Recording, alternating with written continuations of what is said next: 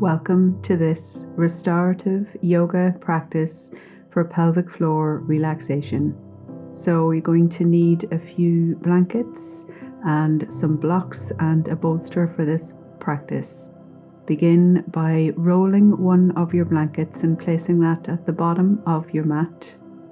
You're going to place the bolster in the center of the mat and have a folded blanket for your head. Bring your body to lay on the bolster, resting the rolled blanket underneath your ankles and allowing your head to rest on the blanket in front of you. This is the surfboard pose, and you're going to relax in this position for 5 minutes.